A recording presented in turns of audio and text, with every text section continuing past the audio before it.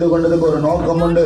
உங்களை அபிஷேகம் பண்ணினதுக்கு ஒரு நோக்கம் உண்டு. கர்த்தர் உங்களை குறித்திருக்கிற தீர்மானம் பெருசு. அல்லேலூயா. நீங்க எப்படி யோசிக்கிறீங்க சொல்லுங்க பாருங்க. அப்ப காத்திருக்கிற நமக்கு புது பலன் கிடைக்கணும்ல. ஆண்டவருடைய சமூகத்துல காத்திருக்கிற உங்களுக்கு எனக்கு தானே இந்த புது பலன். நம்ம காத்திருக்கிறோமா? எதுக்கோ காத்திருக்கிறோங்க. தேவையில்லாத கீவுல எல்லாம் போய் காத்திருக்கிறோம். தேவையில்லாத வீட்டாண்ட போய் எல்லாம் உட்காந்து காத்துட்டு இருக்கிறோம். தேவையில்லாத பேச்சுகளால அவன் கிளம்பி பேச்சுக்களை பேசிட்டு உட்காந்து இருக்கிறோம். இதெல்லாம் இல்லைங்க. காத்திருக்க ஆரம்பிங்க. கர்த்தர் உங்க வாழ்க்கையில ஒரு புது பலனை தருவார். அல்லேலூயா.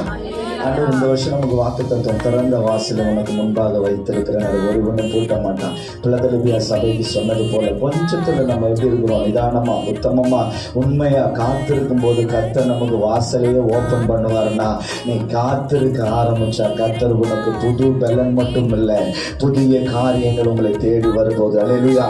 புதிய காரியங்கள் உங்க வீட்டை தேடி வரும்போது. அதான் சொல்ல ஆண்டவர் சொல்ல, ஏதோ புதிய காரியங்கள் உங்களுக்கு நான் செய்கிறேன்னு சொல்லி வசனத்துல சொல்லப்பட்டிருக்கு.